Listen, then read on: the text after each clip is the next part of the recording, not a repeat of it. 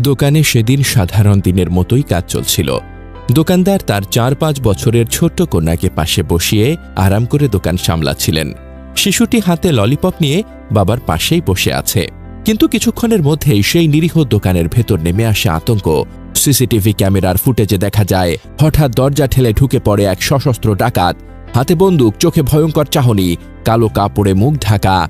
দোকানে ঢুকেই দোকানদারকে থাপ্পড় মারে ডাকাত। এরপর সে দ্রুত দোকানদারের নগদ টাকার মোবাইল ফোন কেড়ে নেয়। মুহূর্তেই চারিপাশের পরিবেশ বদলে যায়।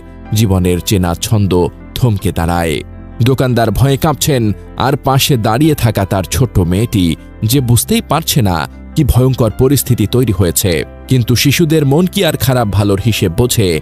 নিষ্পাপ চোখে পৃথিবীটাও তাদের কাছে রঙিনই লাগে। ঠিক সেই সময় ঘটে যায় অবিশ্বাস্য এক ঘটনা। ডাকাত বন্দুক হাতে ভয় দেখাচ্ছে, আর শিশুটি তার হাতটিকে সামনে বাড়িয়ে ডাকাতকে ললিপপ এগিয়ে দেয়। জি হ্যাঁ, ঠিক তাই।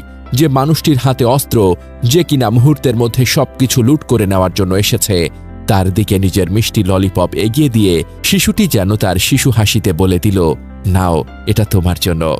এমন নিষ্পাপ নির্মল আচরণের আঘাতে যেন ডাকাতের হৃদয় মুহূর্তেই নরম মোমের মতো গলে গেল। ভিডিওতে দেখা যায় তার চেহারার ভীতি মিলিয়ে যায়। হাতে থাকা বন্দুক নিচে নেমে আসে, বদলে যায় পুরো আচরণ। এক মুহূর্ত আগেও যে মানুষটি টাকা পয়সা লুটে নিচ্ছিল, সেই একই লোক হঠাৎ দোকানদারের দিকে হাত বাড়িয়ে সব টাকা ও মোবাইল ফোন ফেরত দেয়।